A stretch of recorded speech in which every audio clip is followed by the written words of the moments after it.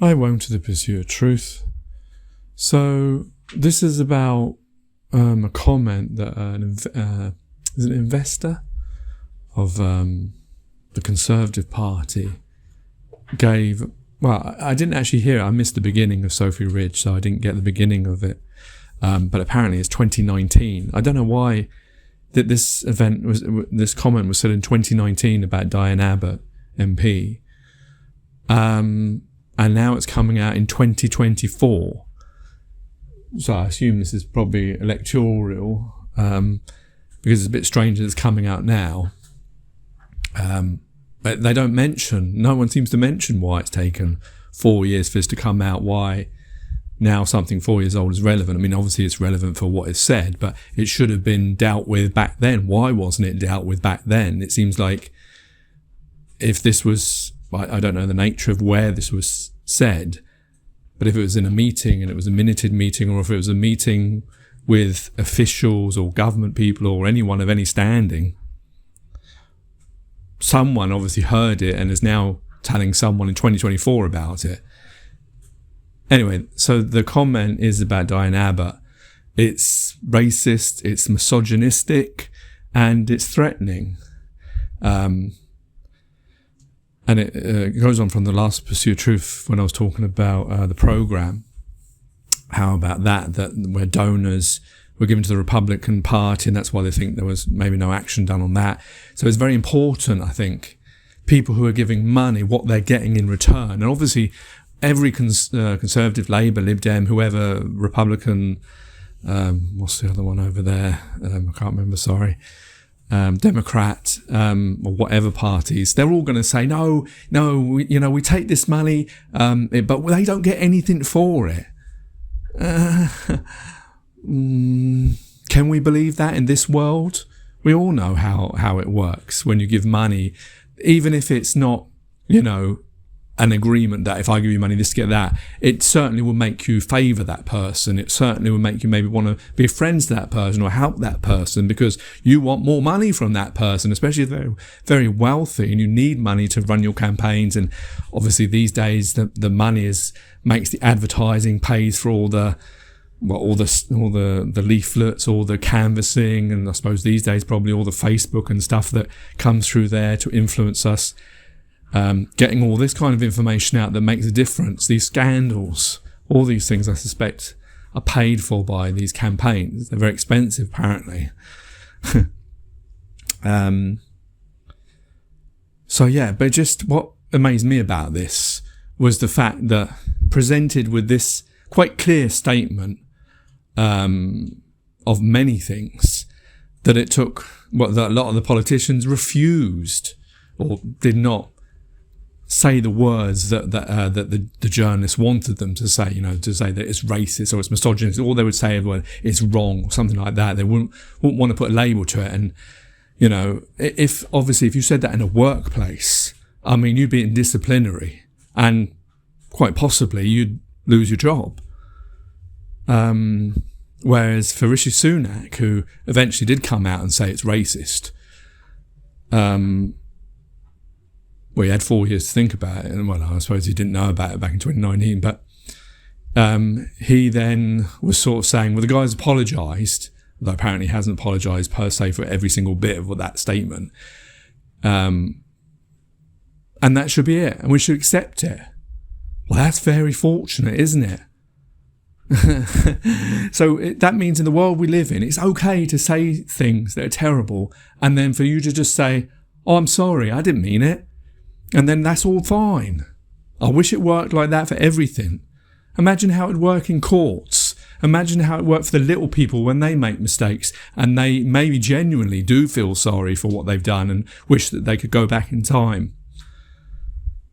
But they're never forgiven or never given that kind of grace. I guess that's the thing. Rich and powerful people, that's how it is.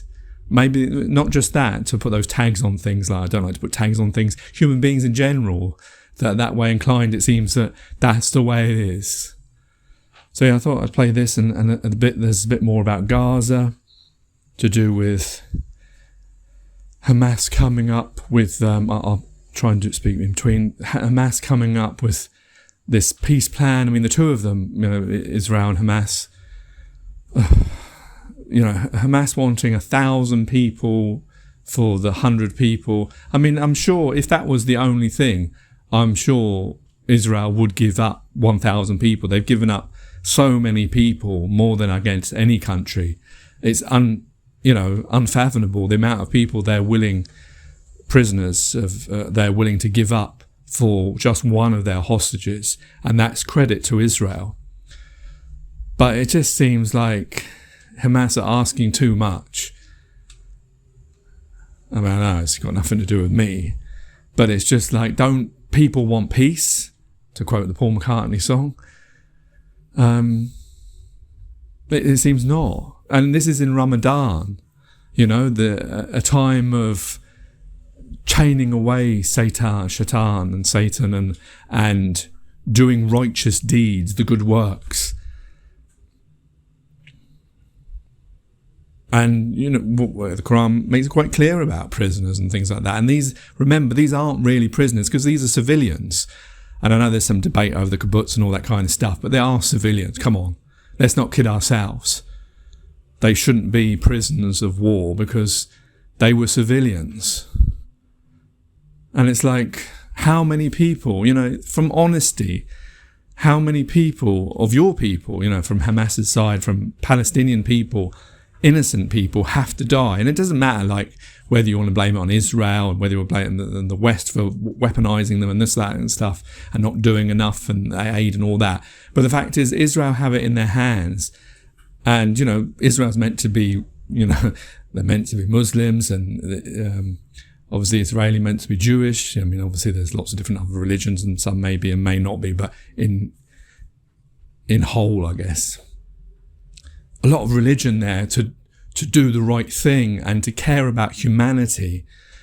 And yet neither side really, and this is the thing, I mean, like I say, it's nothing to do with tags and all this kind of stuff. It's really about, this is humanity, our one chance. And it buys into that other pursuitory I've done about the TED Talk, about what our lives really should be about and the beauty of this existence. And it's like, I just feel for all human beings that suffer, and that's why I make these pursuits of truth, hoping that one day someone important will listen and make the change. Like I say in that TED Talk one that I talked about, maybe AI is that voice, is that ear that needs to listen to this and then come up with an idea and tell us, oh, this is what, how we should be living, how we should be treating with each other. Someone will probably just delete it. Anyway, here it is. We're going to be discussing what the Conservative donor Frank Hester reportedly said about Diane Abbott and how the government has responded. Before we do that, though, I just want to read to you what he reportedly said, just so we're all completely clear about what the comments were. He allegedly said, "It's like trying not to be racist, but you see Diane Abbott on the TV and you just want to hate all black women because she's there. And I don't hate all black women at all, but I think she should be shot." Here's Sky's political correspondent Serena Barker-Singh with tonight's First Report. Diane Abbott said she got into politics to be the voice to the voiceless, to promote racial justice as Britain's first black female MP. Today, attacked because of just that. Comments have emerged from the biggest Tory donor, Frank Hester, reportedly telling colleagues Diane Abbott made him want to hate all black women and that the former Labour MP should be shot. He has since accepted he was rude about the MP and said he had tried to ring her twice to apologise directly. Is it right to keep Frank Hester's millions, sir? But government ministers today asked about Hester's comments and the £10 million he donated to the Conservatives over the past year have ignored whether the comments were racist.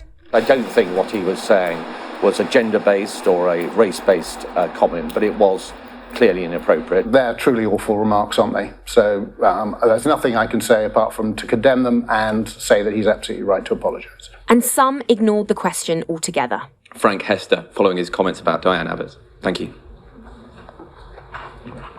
I didn't see how you could argue. But other senior black MPs had a different take. Kwasi Kwarteng and Kemi Badenoch said the comments, as reported, were racist. Then the Prime Minister this afternoon called the comments racist and wrong. Think about your own party not calling them racist if you believe they're racist. Well, look, the first thing I've said repeatedly, that we don't know what he said. What about the money? Do you think we should... Again, we're running ahead of ourselves.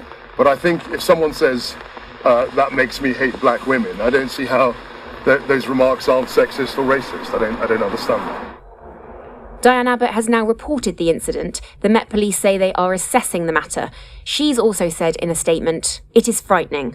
I live in Hackney and do not drive, so I find myself at weekends popping on a bus or even walking places more than most MPs.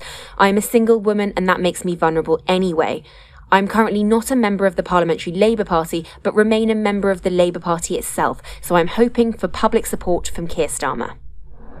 Now, Diane Abbott isn't a Labour MP because she herself is under investigation over alleged anti-Semitic comments and has lost the Labour whip as a result, pending an investigation. Now, that investigation is over a year long and waiting to conclude, but the Labour Party and Keir Starmer have reached out to her today personally to offer her support. And that's because MP safety is a live issue here. More MPs are feeling unsafe than ever before, and what some of them say is that the words politicians use really matter, and no one should be playing politics with racism.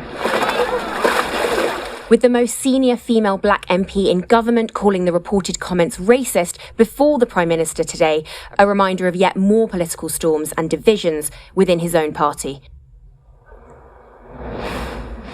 Okay, right, well, we're going to talk to Sam Coates about another story concerning number 10 in just a moment. But first, I just want to talk to Serena, because we have had this updated spokesperson's comment from number 10. What's happened?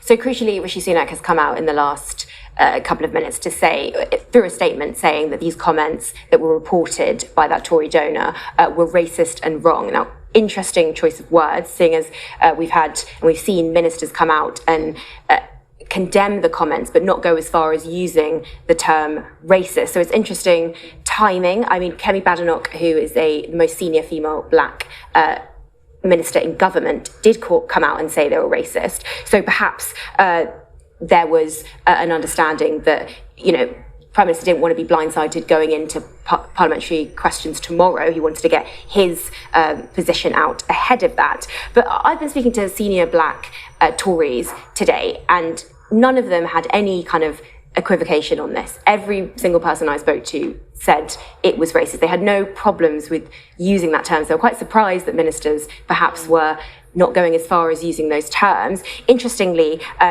the government's own former race advisor, Samuel Kasumu, used that term. Also, the government commissioned a report on race, and their lead, Tony Sewell, who is independent and doesn't speak for the government, he also said these comments were racist. So there has been a bit of a disconnect between MPs and ministers this morning and what the Prime Minister has just recently come out and said. I'm quite interested as well, looking at the spokesperson's statement.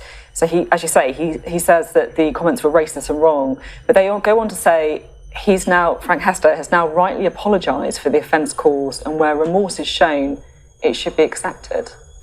Yes, and that is something that Kemi Badenoch also tweeted. She said he has apologised and we should move on from it. Now, if we look at those comments, one of the comments said that this MP should be shot. Now, MP safety is a huge concern. Obviously, an apology is important, but I think people will be looking at the strength of the apology and what work really needs to go on in order for Diane Abbott to accept an apology where the comments were so strident and so strong. Serena, thank you very much indeed. Serena Bhagat there on that story today. Right. Okay, so next is...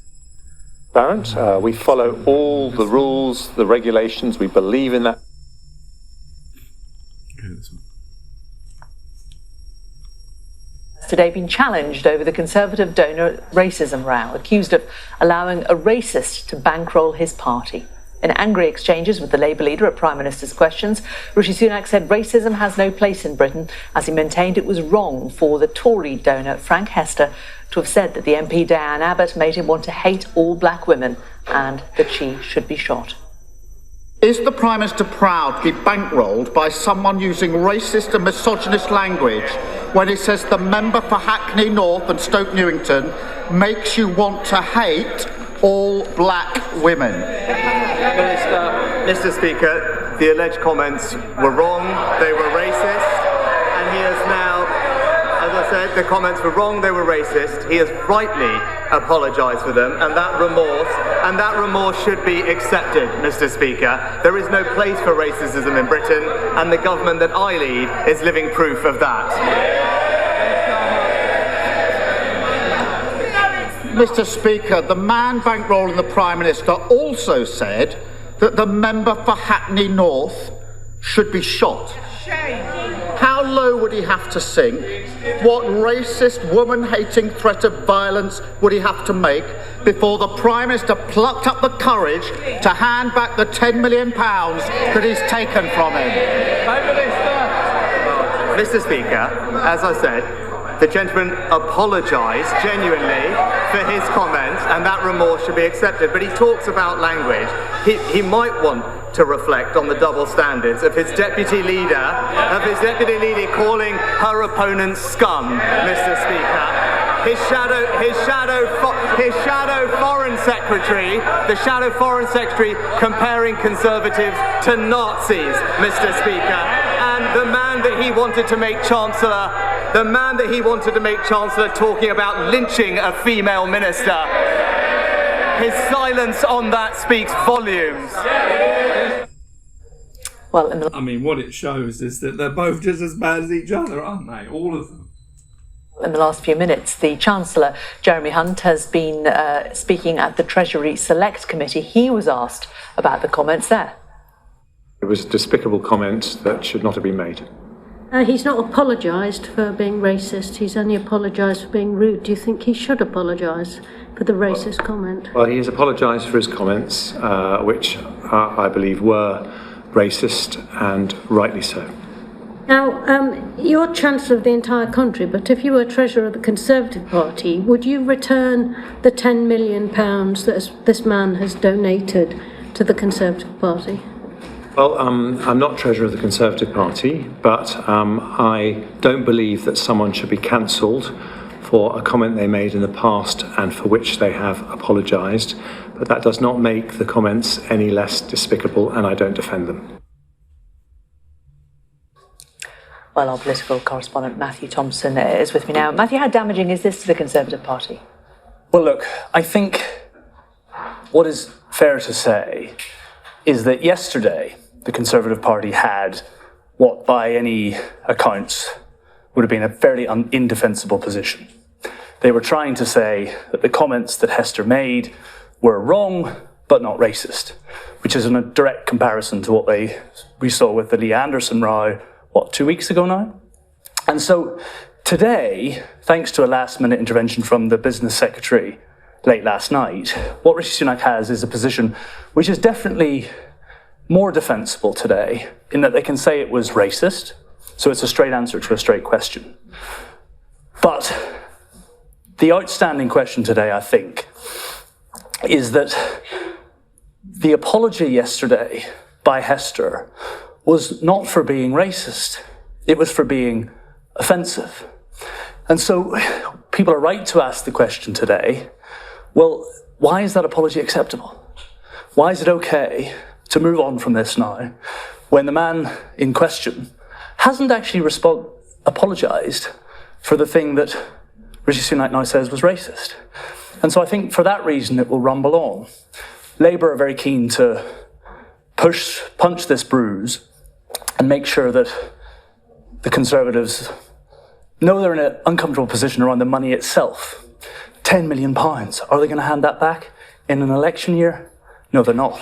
But Labour know that they can continue to punch this bruise, and it says something deeper about the authority that the Prime Minister has over this party.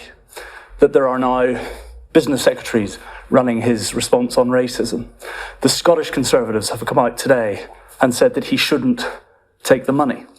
The West Midlands Mayor, Conservative Mayor Andy Street, has said similar. And so this does say something about the grip that the Prime Minister has on the Conservative Party, and I think that is particularly damaging.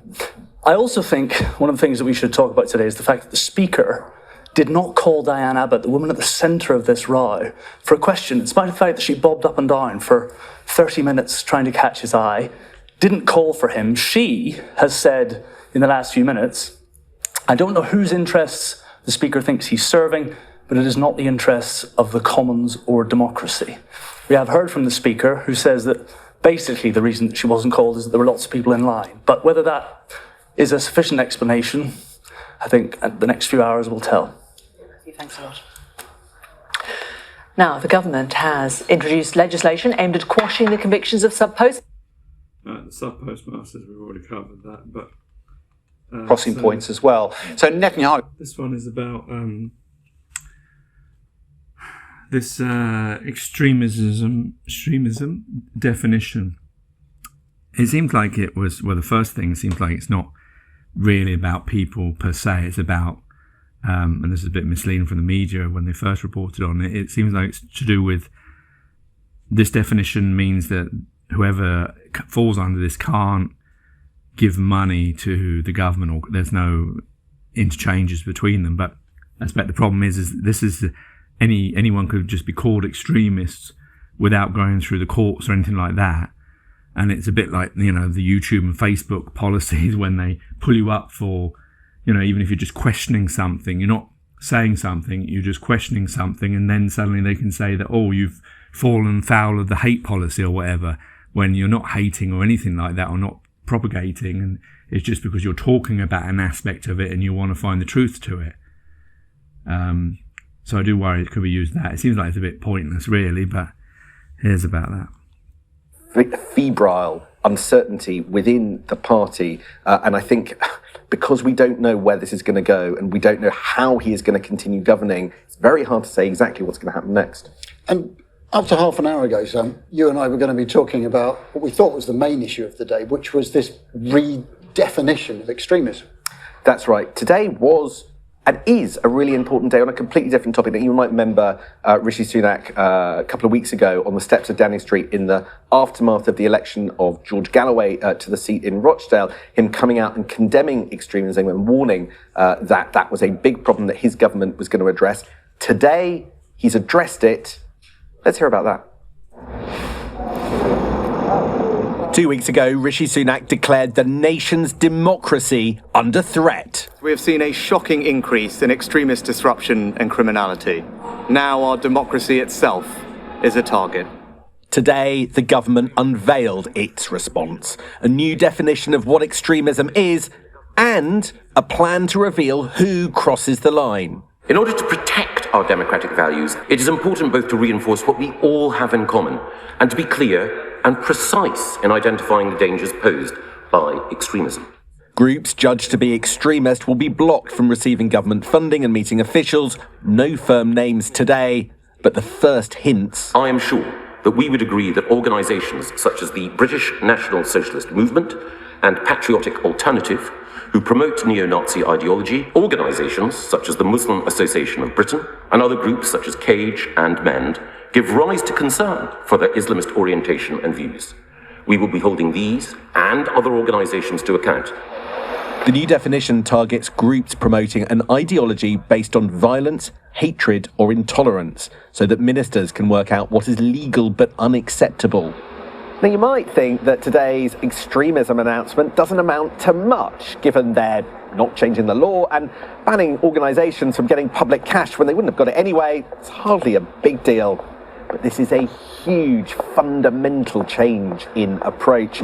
It means that the people in the building behind me will get to determine what society thinks is unacceptable, even though it's not illegal. And for people who end up branded extremists on the government website, well, their life is going to get a lot more difficult. I'm Rishi. How are you? Rishi Sunak visiting a Gloucester rugby club before Michael Gove's Commons announcement, struggling to shake off another extremism row about offensive remarks made by his party's biggest donor. Do you think that suggesting an MP should be shot is extremism?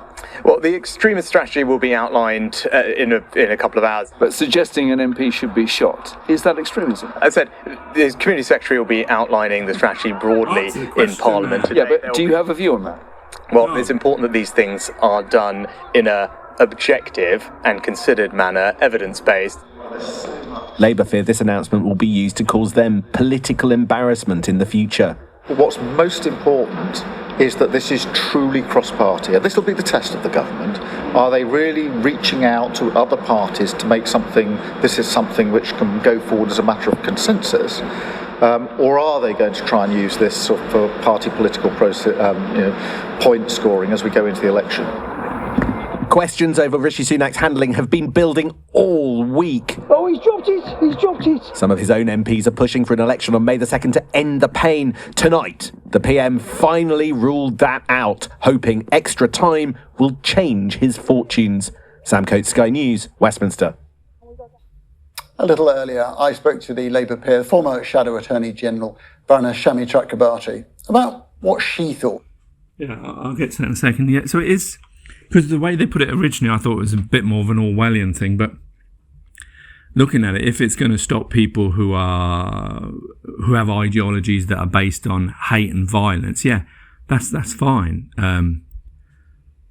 as long as that is the actual case, because no one wants anyone to be propagating hate or violence, and I would have thought that's against the law anyway, isn't that? We couldn't use the hate law for that. So I don't really know, but it was interesting what this next lady talked about, because maybe it showed like how this could be used proactively. But then, of course, how they actually use it will be the big test. Government's announcement on extremism. First of all, your thoughts on this definition of extremism. Does it help us? Well, firstly, I don't think you fight extremism with a sort of state-sponsored cancel culture. It's just never going to work. The way that you fight extremism is that you put your own house in order. And obviously, I'm going to mention the alleged comments of Mr. Hester about my friend and colleague Diane Abbott, which would meet anybody's definition of extremism, because we were talking about misogynistic race hatred and even references to threatening references and so on. But putting that aside, you do not fight extremism with censorship or cancel culture or non-engagement. You fight extremism by sorting out your own family and friends and party, and then by engagement, by showing another way, by demonstrating how we can get back to disagreeing well in politics and in debate in the country, not by this kind of nonsense. I personally think that the launch of this new definition, and crucially the list of banned people and groups that will follow, is dead cat culture war politics. It's a desperate measure by Mr. Gove just before a general election. Well, let's not shove Frank Hester's alleged comments to one side. I mean, Michael Gove says that he's apologised, that he's shown remorse. He said that they're racist comments.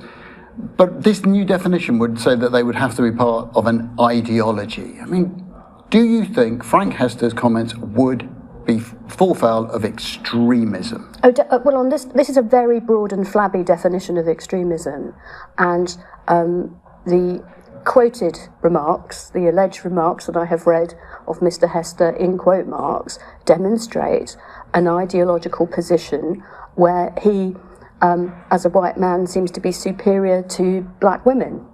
Now that is a racist and misogynistic ideology. No question about that. What did you think of those comments when you heard them? I felt sick. I felt anxious.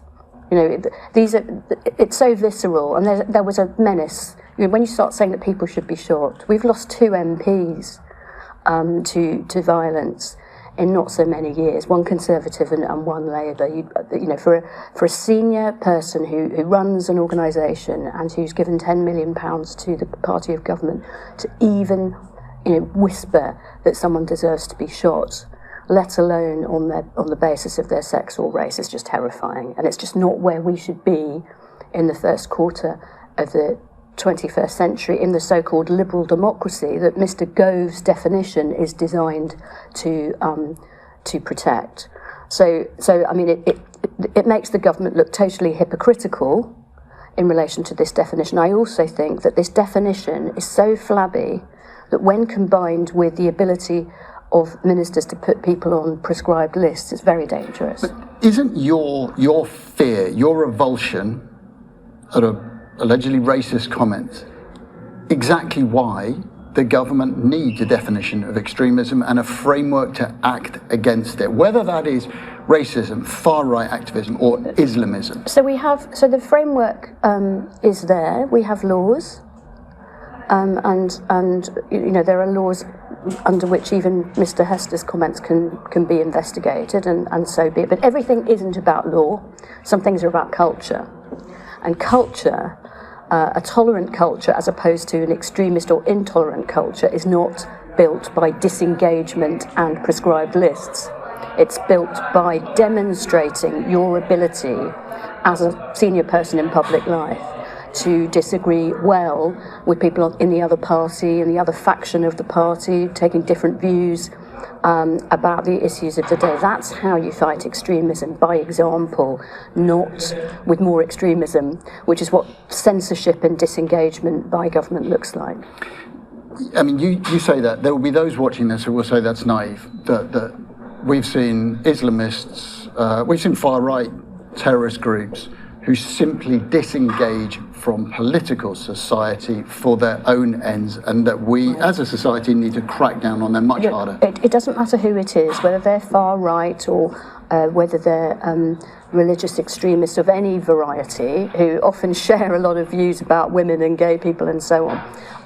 I think that there are properly laws about inciting violence. And there are all sorts of other criminal laws that exist to protect people from threat and from violence, and rightly so. We even have some of the broadest terror legislation around for prescribing terrorist groups. But we should be concentrating on actions rather than mere thoughts, let alone this being permissive. One of the most dangerous things about Mr. Gove's definition is that you can be caught within it if you are accused of creating a permissive environment for the so-called extremists. Now that could affect journalists. That could affect debating fora of whatever kind, and I just don't think that's the way to tackle extremism. The thing about the 21st century and the internet is that everybody has a platform. So no platforming, as it used to be called, doesn't really work. What you have to do is you have to take on the challenge. You have to demonstrate your value. Another irony about this definition is that it talks about those who negate other people's fundamental rights and freedoms. Well, as far as I'm concerned, the government itself meets its own definition of extremism. It's currently taking through Parliament the so-called Safety of Rwanda bill that disapplies our Supreme Court, that ousts the jurisdiction of our courts and takes rights away from asylum seekers and refugees. Well, I'm sure the government is not here that they would disagree with that, but I want to take you back to something that you were just talking about there, which is that this process names people, and it will name organisations who are seen as being out with these rules, who haven't necessarily committed any crimes, who haven't faced a court. It's very hard to think of a precedent for that, for someone who's been stigmatised by the government without being with your legal brain. Well, is that sustainable? It's not sustainable, and it will open the government to all sorts of legal challenges, including human rights challenges, on the basis of the stigma that they have put on people and the consequences that it could have for people, for their employment, for their ability to travel to other countries, etc., etc. It is a big libel on a person to be accused by a Secretary of State of being an extremist, and mistakes will happen. It'll be the wrong Chakrabarti and a well-esteemed newsreader will get blamed for the dangerous views of Shami Chakrabarti, for example. These things happen all the time in government departments. Mistakes happen. It is terrifying, really, to be giving a politician the awesome power to brand people extremists without proper criminal legal due process.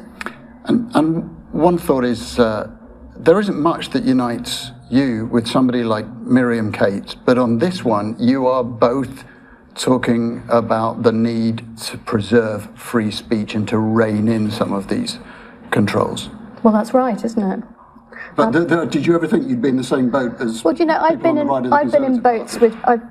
boats with all sorts of people over many years. But you are right that free speech is precious, should be precious to everybody, regardless of their other views. Because without free speech, it's very, very hard for democracy to sustain. So, for example, Ms. Cates probably disagrees with me about the Human Rights Act, the Convention on Human Rights, about the Refugee Convention, and all sorts of other things that I hold dear. But I think she should be able to debate these things, and she should not fall within this kind of definition. And of course she probably wouldn't, because her ministers in her government would not prescribe her. They would be prescribing people in other parties or outside the political process altogether. But that doesn't make it better. It's a flabby definition. It puts too much power in the hands of the Secretary of State, and I think it will cause more division in our country, which is not really what we should be looking for right now. It's dead cat, culture war politics, and in the week of Mr. Hester, faintly ridiculous. Shami Chakrabarti talking to me earlier. Well, let's bring in our duo for tonight, the author and director of British Future, Sundar Katwala, and the leader of... That's enough of that. Let's move to the next one, which is this It's a colony, either... Because it was a safety valve, pressure on the Prime Minister and concerns around his performance. Now... Yeah, that's about the definition. I think this is the exact definition.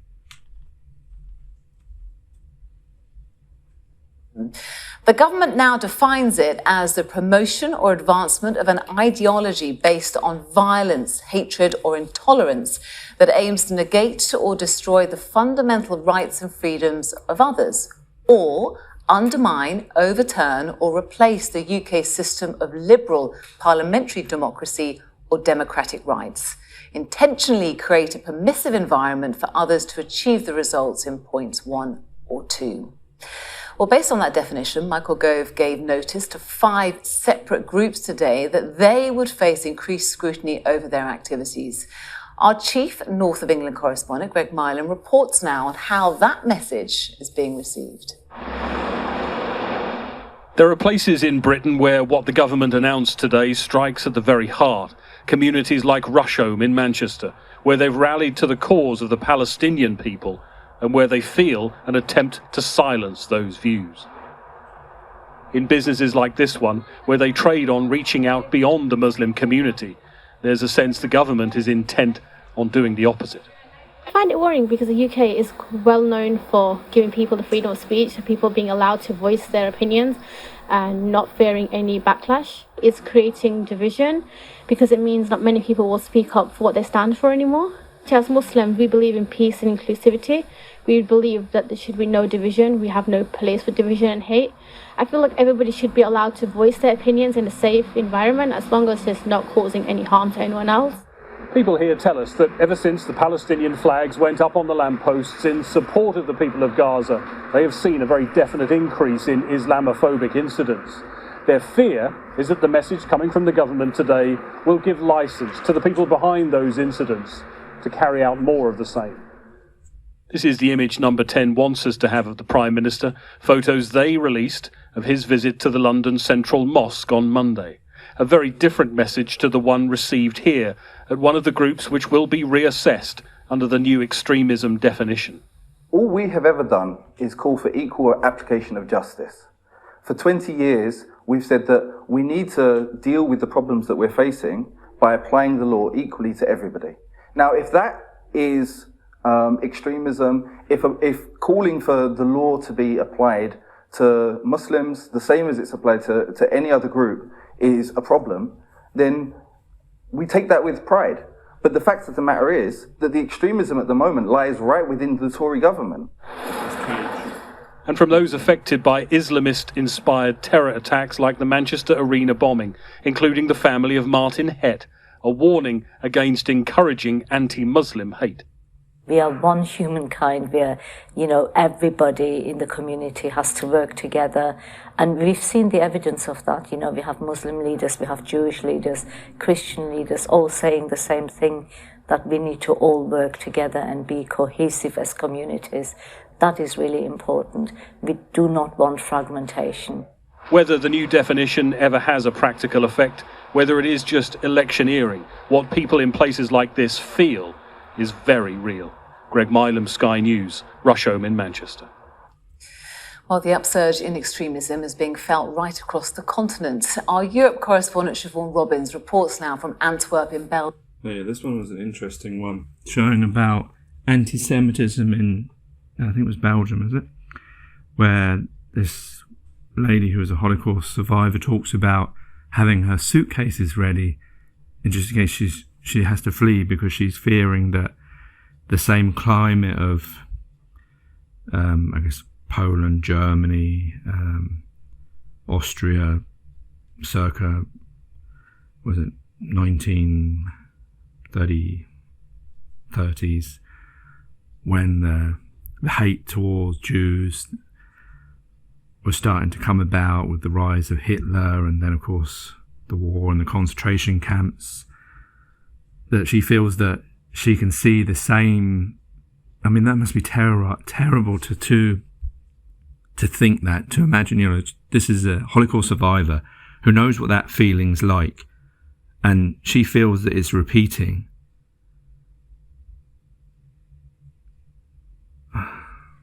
Do we as a species ever learn? Imagine feeling like that and then feeling like I've got to get ready just in case I have to flee again because I don't want to get caught up. And this is all because obviously there will be people who are anti-Semites, who don't like Jews, who are using this, what's happening in Palestine, and just equating it to everyone and saying anyone who's Jewish, anyone who's from Israel or Israeli, they need to be punished because of the actions of a few people in Israel, and also forgetting that of the October the 7th massacre. But this is the problem. We live in a society, we live in worlds where it's possible for this to breed. And of course this happened, like the lady's equating to in the 30s in Germany and Europe. Not just Germany, it was in Europe, it was in the UK as well. There was they used to have signs up, didn't they? No blacks, no Jews, no Irish, no dogs, things like that. So this isn't just about Jews, this is also about other peoples as well, that there's been this kind of way that people can have this feeling and cause this fear to other people, and then that grows and grows until someone like Hitler comes along, or Idi Amin, or whoever, and then massacres happen and people die because of these, like this feeling being created that she's obviously feeling. And it does feel, I think I've talked about it a few times on Pursuit of Truth, that it does feel a little bit like, because of the Ukraine, the Russia, the Israel, the Palestine, these things recently happening, governments becoming more totalitarian, far-right movements and this, that and the other, like we are getting close to that same kind of feeling of the 30s. It's just a horrible thought to think that we could be at war again, or that people could die or be massacred. Well, it's happening all the time, isn't it? This is what humans are capable of. Why are we capable of this? Now, Jews in the city are experiencing threats of violence that bear a resemblance to some of the 20th century's darkest days. So this is really a very, very iconic shul, because this is the place where they gathered all the Jews before they deported them during World War II. Rabbi Chaim Parnas supports 700 families at this Antwerp synagogue.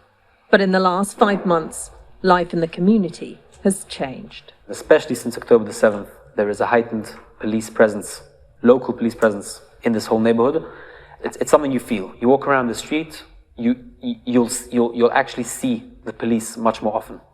Belgium, like much of Europe, has seen a spike in anti-Semitism linked to the Israel-Hamas conflict, leaving many Jews afraid of becoming a target. One of the Jewish rituals or practices, you have a mezuzah on your door, right? So you have one outside on the street. So people are asking, like, well, if I live in an area, for example, where I don't feel comfortable, can I take it off? The rabbi understands the fear. He says slurs and intimidation are now common. I don't know why I have to be afraid to walk down, the university corridor and someone's going to shout dirty Jew at me. For some reason, that's legitimate. As long as I'm Jewish, I become part of the conflict, and I am a target for those who are anti-Israel. People are afraid.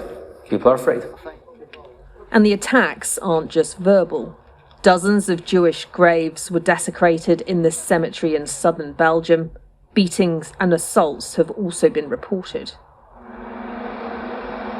Antwerp has the largest Hasidic Jewish population in Europe. Here, authorities received 90 reports of anti-Semitism in the 6 weeks after the 7th of October attacks.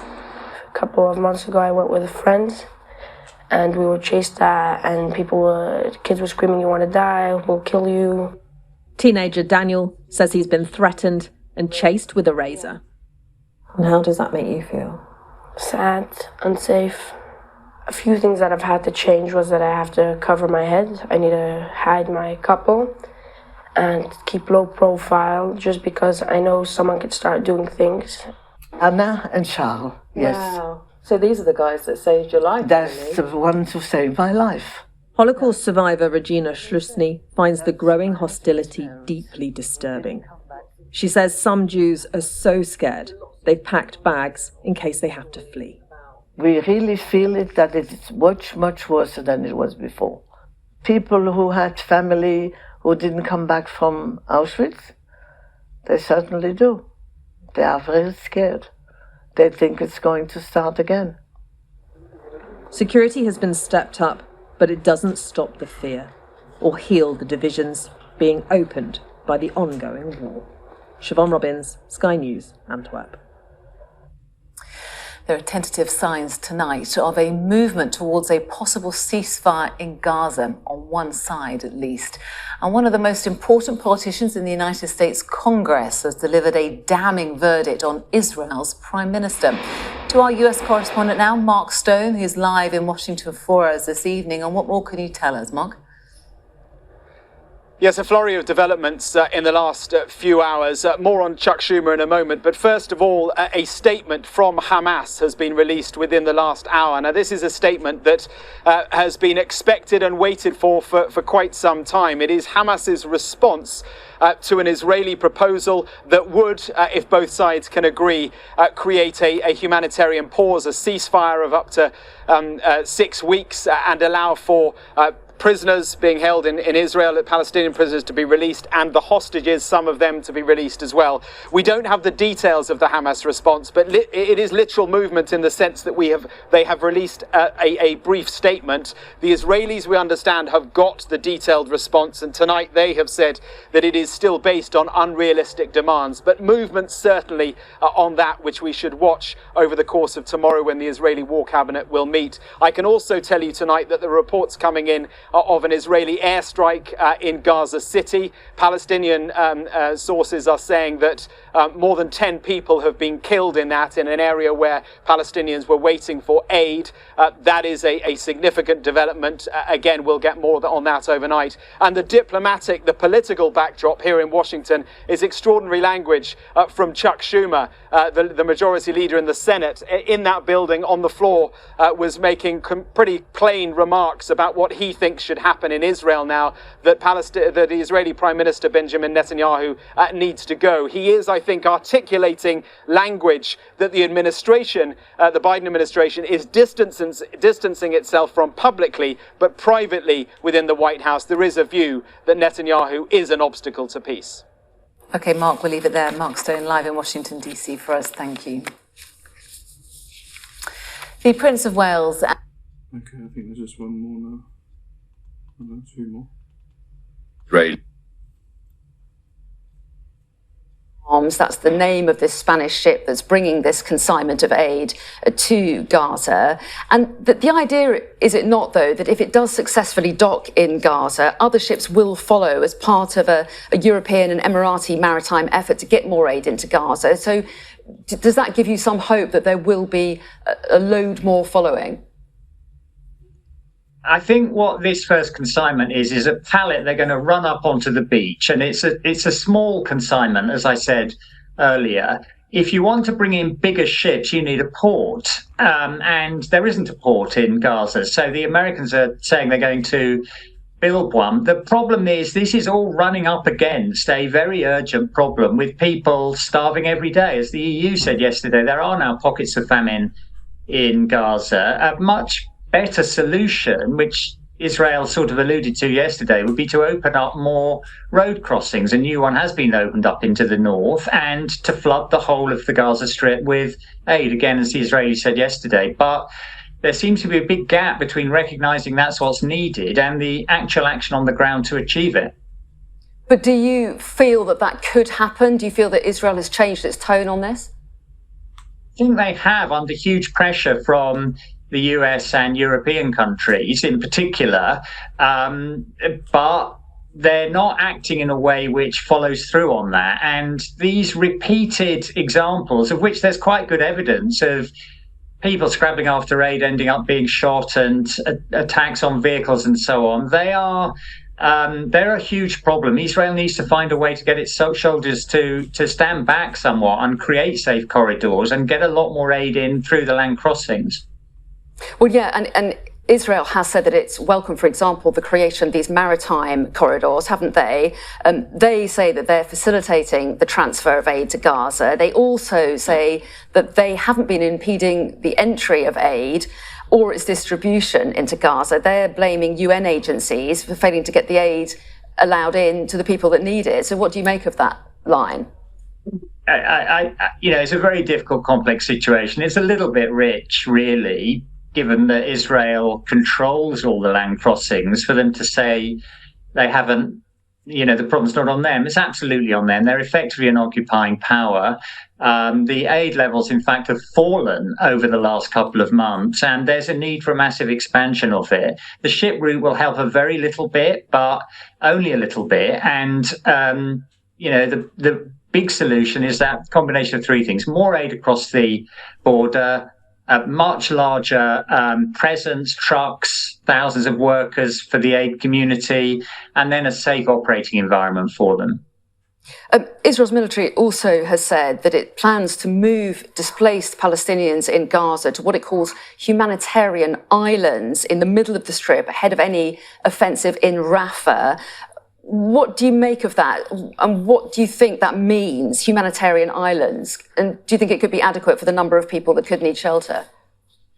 It's a hugely complex and difficult undertaking. And as the Secretary of State, Antony Blinken, said some 2 or 3 weeks ago now, when this assault on the very south end of Rafah in the Gaza Strip was mooted, it has all the potential to create a humanitarian catastrophe. And so I think, the worry is that could in practice make things a lot worse than even they are now. And trying to move against their will potentially tens, hundreds of thousands of starving people is a recipe for disaster. OK, well, Sir Mark Lowcock, always interesting to get your take on events. Thanks so much for joining us here this morning. We do appreciate it. Well, let's talk about this issue a little bit more, because I'm joined now by David Whittick, who's the Chief and Team Lead at UK Med, who joins me now. Thanks very much indeed for talking to us this morning. First of all, how would you describe the humanitarian situation in Gaza? Desperate at this point. So we have, as your last interviewee said, a very large number of people crammed into a tiny area. There are few resources, and those resources are quickly diminishing. I would say at the moment the desperation is tangible. And we've seen that over the last few weeks with aid trucks being looted by increasingly, desperate large numbers of people at all areas of the Gaza Strip. The challenges of access, the intensity of conflict, and generally the inability of ourselves to communicate effectively. Phone lines don't work, satellite phones are not allowed in. There are challenges at every level. And meanwhile, you've been involved in getting a field hospital out to Gaza, haven't you? Tell us about the progress of that and how quickly that can be set up. Yeah, sure. So we are hopeful that our field hospital will make it across the border today. In the meantime, we haven't been waiting, frankly, so we have built our own hospital, which this will add to. At the same time, we have a surgical team who has been working here for the last couple of months. So we've been in here since the start of the year. And so far, we've also set up a number of mobile clinics all the way up to the Wadi Gaza enclave, so from the south all the way up to the north. So we've seen well over 2,000 patients right now, many of them very serious surgical patients, multiple amputees, a lot of life-saving and life-changing work. So tell us more about the field hospital itself, because it's been sent out from the UK, hasn't it? I think it went from Manchester paid for by UK aid, as I understand it. So what does it involve? I mean, you talk about a hospital. How do you set up a temporary hospital in a short space of time? What does it look like? How does it function? So we've been setting up this facility all over the world for some years now. It comes from our warehouse in Manchester, as you say. The whole thing can be, in theory, popped up within 2 days or less. So it consists of a number of interlocking tents with medical equipment and supplies. It will add to the facility we've already built to enable us to scale up to a really significant level. So we should be able to see well over 200 patients a day at that facility. It includes inpatient beds. It includes a lot of emergency and trauma stabilization equipment. And it works alongside the national staff that we have here and the international staff that we have in country as well. Well, yeah, and you talk about staff. You clearly one of them in Gaza at the moment. How concerned are you for your own safety, for your staff's safety? How dangerous does it feel there for you? Yeah, I mean, this is an extreme situation. I think every agency working here has this as very high risk, the highest it can be. We are in very close proximity to the conflict. We live in and amongst a very large number of displaced people, all of whom are concerned for their own safety and their families. As I said before, resources are scarce, and of course that increases the level of desperation. So I think the concerns about the safety and security of our staff are highest in our minds, are paramount. It's a daily worry. We're on virtually permanent lockdown, which means that we go from our living quarters to the facilities in which we work, and that's pretty much it for most people. So we try and keep a tight control on movement, but it's a very difficult working environment, one of the most difficult I've been in, and I've been working in the humanitarian field for now around 30 years. And what are your thoughts on the latest development, the Open Arms ship due to arrive in Gaza today with aid on board? How welcome would you say that was? I think any addition to the amount of aid coming in is going to be welcome. Any additional routes into the Gaza Strip are indeed welcome. But I think we also have to remember that in order to feed and provide assistance to this number of people, 1 or 2 ships are not going to make a significant difference. They will, of course, help. But there are thousands, miles of trucks at the border. They can come in. There is no particular physical impediment to that. There is a significant amount of aid that could come in, which is not. And so I think the amount that aid ships or airdrops or other, inventive methods actually bring into the situation are very welcome, but they're not going to significantly change the situation. Okay, well, David Whittick, we really appreciate your time this morning, joining us there live in Gaza for us, team lead at UK Med. Thanks very much indeed for your time.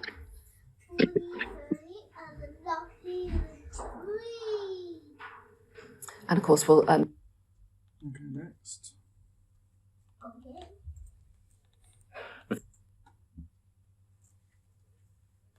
For the return of around 700 to 1,000 Palestinian prisoners. A date for a permanent ceasefire and Israel's withdrawal from Gaza would then be agreed. The second stage would see the release of all detainees by both sides. Our Middle East correspondent Alistair Bunkle has all the latest on the developments from Jerusalem, starting with Israel's statement on the aid convoy attacks. They've released a much more fulsome statement, putting, from their point of view, more detail into what happened last night. And just to paraphrase some of it, they say a preliminary review that was conducted overnight by them found that the IDF did not open fire at the convoy. A review of our operational systems on the ground found that no tank fire, airstrike, or gunfire was carried out towards the Gazan civilians. Instead, they blame armed gunmen. They don't necessarily attribute them to Hamas, but they blamed armed Palestinians opening fire around the convoy itself and suggest that the convoy might have, one assumes, unintentionally run over people who were crowded around it. So we have two very different versions of events here, not uncommon when discussing events during this war. What I would say is that the IDF on this occasion seem to be far more robust in their rebuttal of any involvement, because we have seen times in the past, in the very recent past, where distribution warehouses have been hit by tank fire or by gunfire. We have seen as well that incident about 2 weeks ago now when more than 100 people were killed in the early hours of the morning during the delivery of aid. And on that occasion, the Israelis did admit opening fire, although they said that they opened fire only on people who were approaching their forces. So this is a different scenario, and as I say, the IDF being very clear that they were not involved this time. As for the delivery of humanitarian aid, that ship that left Larnaca a few days ago has now finally arrived off the coast of Gaza. It's had to go very slowly because it's towing 200 tons of aid on a flat barge next to it. So it's been a very slow process, and it's just off the coast of Gaza now. You can see people on the beaches of Gaza looking out towards it. What happens next? In a way, what they've done so far, in their words, when I spoke to them in Cyprus earlier in the week, what's happened so far has been the easy bit. It's these last few meters that's going to be much more complex. They've had partners in Gaza from World Central Kitchen building a very temporary, rudimentary pier for them to dock at. Some of the material they've used has been scavenged from the rubble of airstrikes to build this pier. So not only are they going to be docking at something very temporary, but then you've got the issue of security once the aid is unloaded, and the hope that we do not see scenes of chaos as we have done on other aid deliveries. Yeah, a complex operation required to ensure that. Meanwhile, we were talking about a revised proposal from Hamas concerning the release of hostages. Where are those negotiations? Are we going to see a breakthrough?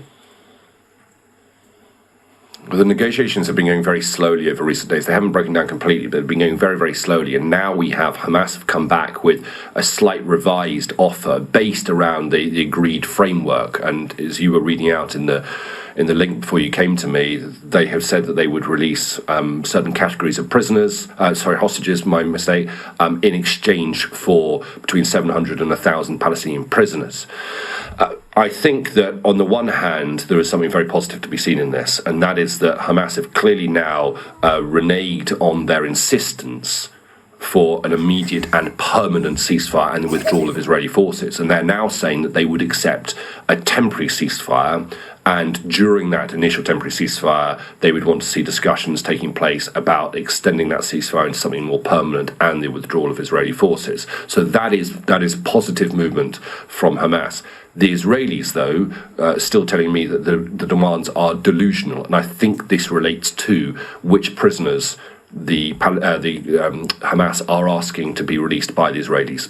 And I think what they are probably asking for is some very high-profile, high-category prisoners to be released as part of that deal, which the Israeli government might be struggling with. Now, voting has opened in Russia's presidential election. It is all. Let's return to our breaking news this hour. Benjamin Netanyahu's office has said Hamas's latest ceasefire demands are still unrealistic. His office separately said plans for an Israeli military operation in Rafah have been approved, with the military preparing to evacuate the population there.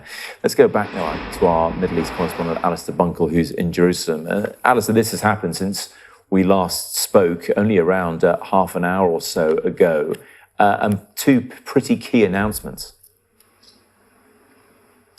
Yeah, both sort of, I think, we should see as being somewhat linked to each other. So the announcement on Rafah that the Israeli Prime Minister has given the approval for the IDF to start preparing for the evacuation of around 1 million people from Rafah and for an operational assault on Rafah. They've been preparing for some time, and I should say a lot of the sort of the military wisdom and analysis on this is that the IDF aren't currently in the right shape or don't have enough soldiers in Gaza necessary to launch a ground assault on Rafah and at the same time hold the areas of Gaza that they've already taken. And so I wouldn't see this as being something imminent. It's going to take quite a long time. If they are going to successfully evacuate most of those people in Rafah, that's not going to be a quick process. And I think it will take time as well to get the IDF within Gaza up to the sort of the readiness and to the sort of capacity that they will need. And then movement as well on potential new ceasefire hostage deal that we've been speaking about. The Israelis have dismissed Hamas's new plan as being exaggerated, delusional, unrealistic. But clearly there has been enough movement from Hamas, particularly around the sort of the status of a new ceasefire and the fact that it would be temporary, not permanent. There clearly has been enough movement to persuade the Israelis to send a delegation to Qatar, one of the two main mediators in this. So whilst the Israelis are not accepting Hamas's latest offer, they, by the looks of things, believe that there is enough there to effectively restart the negotiations. I say restart. The negotiations haven't stopped, but they've kind of been on ice a bit over recent days or so. And so whenever this delegation does go to Qatar, we assume that Hamas will have a delegation there as well because they do have a political office there. That's when I suppose more negotiations will happen over the various sticking points that still exist. Ali, many thanks. All right, let's go to the last one, which is the US's view of this. Okay, what is?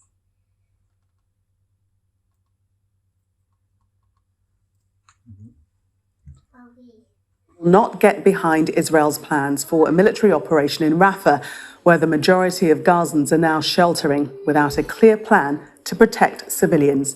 Earlier today, Israel's war cabinet also dismissed Hamas's ceasefire demands as unrealistic, but said it will send a negotiating team to Qatar. It comes as an aid ship loaded with nearly 200 tons of food and supplies has arrived off the coast of Gaza. More than 1 million refugees displaced from northern and central Gaza have moved into Rafah, the southernmost city in the Strip. A full-scale ground invasion of Rafah is expected to cause significant civilian casualties, with humanitarian agencies warning it could be disastrous. Our Middle East correspondent, Alistair Bunkle, reports. Rafah, on the Egyptian border, has become a massive refugee camp for more than 1 million Gazans who have fled fighting in the north. Moving them to somewhere else in Gaza ahead of a land invasion will probably take some time. but the Israeli government says it has now approved plans for that to happen. We have to see a clear and implementable plan, not only to get civilians out of harm's way, but also to make sure that once out of harm's way, they're appropriately cared for, with shelter, with food, with medicine, with clothing, and we've not yet seen such a plan. With Israeli forces closing in, Hamas has delivered a new ceasefire proposal to Israel and said they will now accept an initial temporary ceasefire. They had previously insisted on a permanent one and the withdrawal of all Israeli forces. The Israeli War Cabinet met this afternoon and described some of Hamas's demands as unrealistic, but announced a delegation will travel to Qatar for further talks. Hamas's change in position is significant because it removes what had been one of the major obstacles to a new hostage deal. Although the Israeli government has been, in public, quite dismissive of it, clearly the gap between the two sides is narrowing. After 3 days sailing, the aid ship finally appeared off the coast of Gaza. Palestinians watched expectantly from the beaches as it came into the offing. Satellite images taken over the past few days show a temporary pier being constructed ahead of the ship's arrival. The first aid from the new maritime corridor was eventually taken ashore. It is expected that more ships will follow in the coming days and weeks. More airdrops were carried out over Gaza today. In the north, where the hunger is most severe, this is still one of the only ways that daily aid gets in.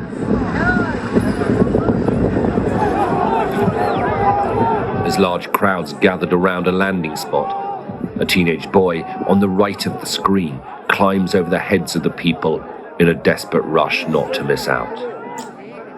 There are thousands of people. They dropped 20 bundles for 200,000 people. I came here to pick up a tin of beans, a packet of pasta, a kilogram of rice for my children, but I left empty-handed. In Gaza, hopes for another ceasefire have given way to a daily struggle just to eat. With negotiation talks progressing on the one hand and Israel getting ready for a new phase of fighting on the other, it's unclear what direction this war will take next and what their fate will be. Alistair Bunkle, Sky News, in Jerusalem. Well, let's speak to our US correspondent James Matthews, who's in Washington, D.C. for us. And James, are we seeing the United States slowly inching away from 100% wholehearted support for Israel?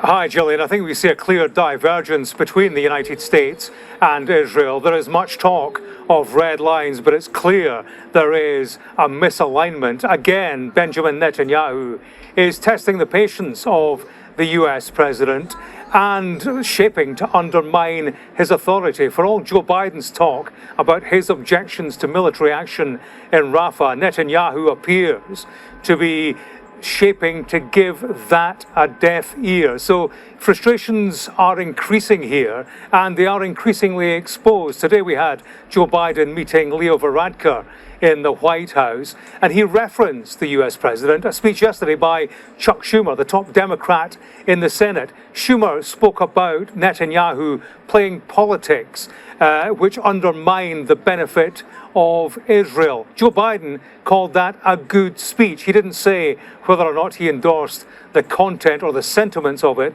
but there's clearly an anger inside the White House. We heard today from John Kirby, White House spokesman, during a news conference. Let's listen to what he had to say about matters with regard to Rafah and military action there. What we've seen today is the Prime Minister's office saying that they have seen a plan that accounts for the operational aspect, the military aspect, and the evacuation aspect. We welcome an opportunity to look at that plan. We still can't get behind a plan, and we won't get behind a plan that doesn't properly account for those 1.5 million refugees in Gaza who need a place to go where they can be safe from the fighting.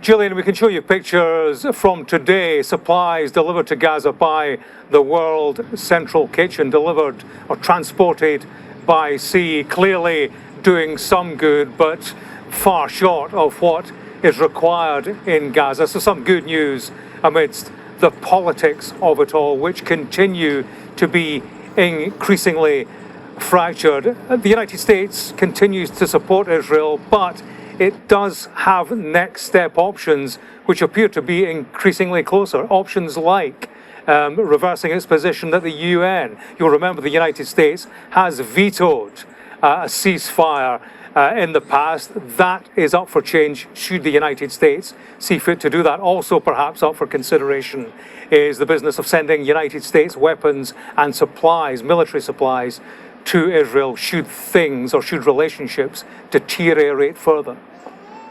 James, thank you. Well, President Biden.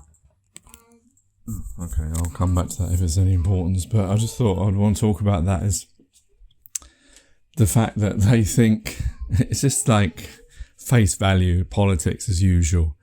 Like America saying, we want to see this plan, and if this plan, we can't get behind a plan unless they're going to look after, move these 1 point whatever million people for safety.